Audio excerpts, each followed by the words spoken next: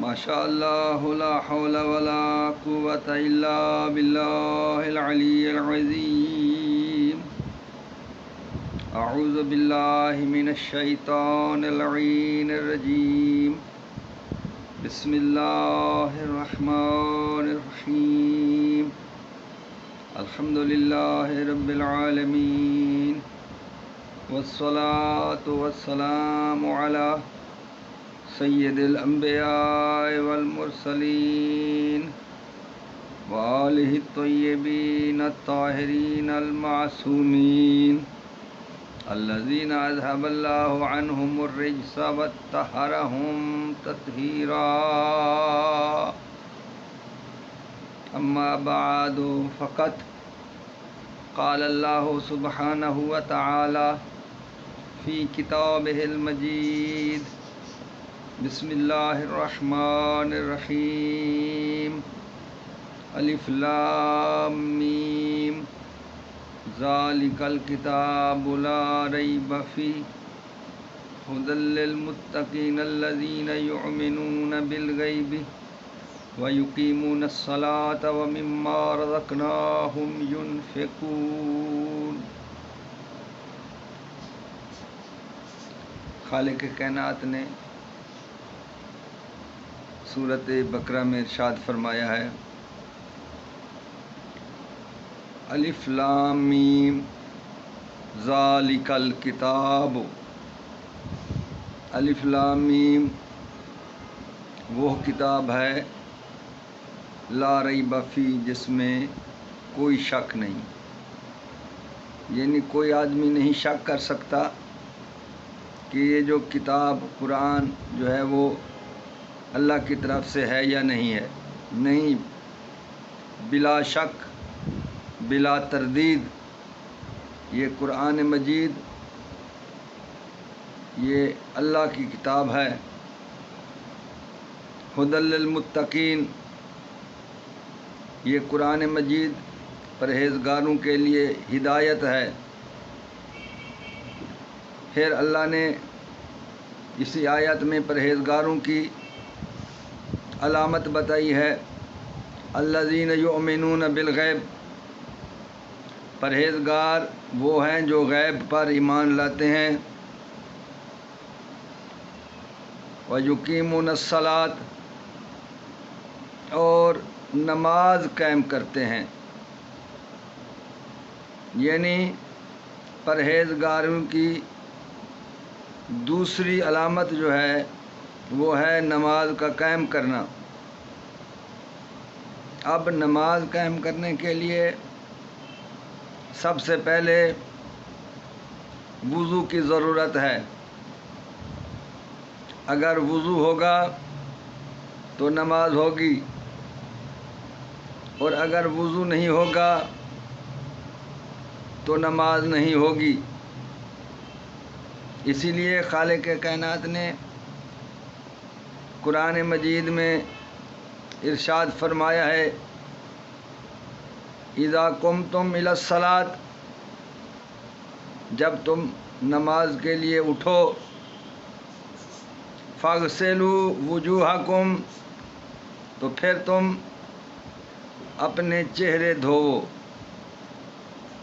اب یہاں پر خالق کائنات ہمیں وضو کرنے کا طریقہ بتا رہا ہے کہ نماز کے لیے جب ہم وضو کریں گے تو پہلی واجب چیز جو ہے وہ ہے چہرے کا دھونا۔ اس کے بعد وَأَيْدِيَكُمْ، پھر دونوں ہاتھ دھونا، إِلَى الْمَرَافِقِ، کوہنیوں تک، یعنی یہ دونوں ہاتھ ہم نے بمائے کوہنیاں دھونے ہیں۔ وَامْسَحُوا بِرُؤُوسِكُمْ، پھر خالق فرماتا ہے کہ اپنے سروں کا مسح کرو، وَأَرْجُلَكُمْ، اور اپنے پاؤں کا مسح کرو، إِلَى الْكَعْبَيْنِ، ابھری ہوئی جگہ تک۔ اب وضو کے متعلق بھی مسلمانوں نے آپس میں اختلاف کر دیا کچھ نے کہا کہ وضو میں پاؤں دھونے ہیں، تو کچھ نے کہا کہ پاؤں کا مسح کرنا ہے۔ اب قرآن مجید پہ غور کریں تو وضو والی آیت، اس میں 2 فعل ہیں، 2 ورب ہیں۔ اب عربی کا اصول ہے گرامر میں کہ فعل اپنے فاعل کو پیش دیتا ہے اور مفعول کو زبر دیتا ہے۔ اب اس آیت میں 2 فعل استعمال ہوئے ہیں، ایک ہے فاغسلو اور دوسرا ہے ومسحو۔ اب اغسلو جو فعل ہے اس کے 2 مفعول ہیں، وجوہکم پہلا مفعول، ایدیکم دوسرا مفعول، یعنی اس فعل نے اپنے دونوں مفعولوں کے اوپر زبر لگائی ہے۔ وجوہکم کی ہے کے اوپر بھی زبر ہے، ایدیکم کی یا کے اوپر بھی زبر ہے، یعنی بلا تردید تمام مسلمانوں نے یہ لکھا ہے کہ منہ بھی دھونا ہے اور ہاتھ بھی کوہنیوں سمیت دھونے ہیں۔ اب دوسرا فعل ہے ومسحو، تو یہ ومسحو فعل ہے، اس کے بھی 2 مفعول ہیں۔ پہلا مفعول ہے برؤوسکم۔ اب یہ رؤوس کے ساتھ حرف جار استعمال ہوا ہے، بے۔ اب بے حرف جار کی وجہ سے رؤوس کی سین کے نیچے زیر ہے، محل کے لحاظ سے اس کے اوپر زبر آنی چاہیے تھی اگر اس کے ساتھ بے نہ ہوتا، اور اگر قرآن مجید کی آیت یوں ہوتی کہ وَامْسَحُوا رُؤُوسَکُمْ، تو پھر رؤوس کی سین کے اوپر زبر آنی تھی، زیر نہیں آنی تھی۔ اور اس کا دوسرا مفعول جو ہے وہ ہے ارجلکم۔ اب رؤوس کی سین کے نیچے زیر اس لیے ہے کیونکہ اس سے پہلے حرف جار بے کا استعمال ہوا ہے، اور ارجلکم کی لام کے اوپر زبر ہے، زیر نہیں ہے، کیونکہ ارجلکم کے ساتھ بے کا استعمال نہیں ہوا۔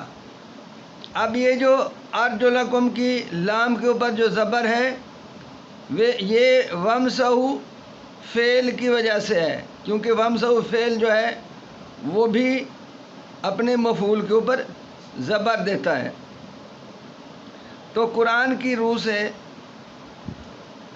یہاں پر وضو کرنے میں ہم نے پاؤں کو دھونا نہیں ہے بلکہ پاؤں کا مسح کرنا ہے۔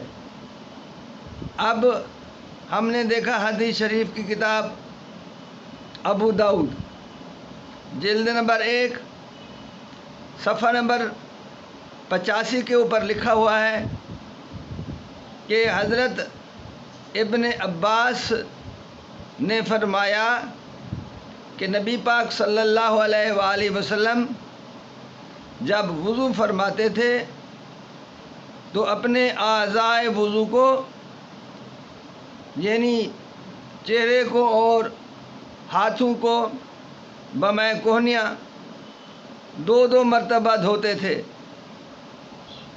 اور اس کے بعد سر کا مسح کرتے تھے اور پاؤں کا مسح کرتے تھے۔ تو جو صاحبان فہم ہیں، جو لوگ قرآن مجید کے اوپر غور کرتے ہیں، فکر کرتے ہیں، تو وہ یہ سمجھ سکتے ہیں کہ وضو میں پاؤں کا دھونا کسی جگہ پر قرآن میں نہیں لکھا ہوا، بلکہ پاؤں کا مسح لکھا ہوا ہے، وما علینا الا البلاغ المبین۔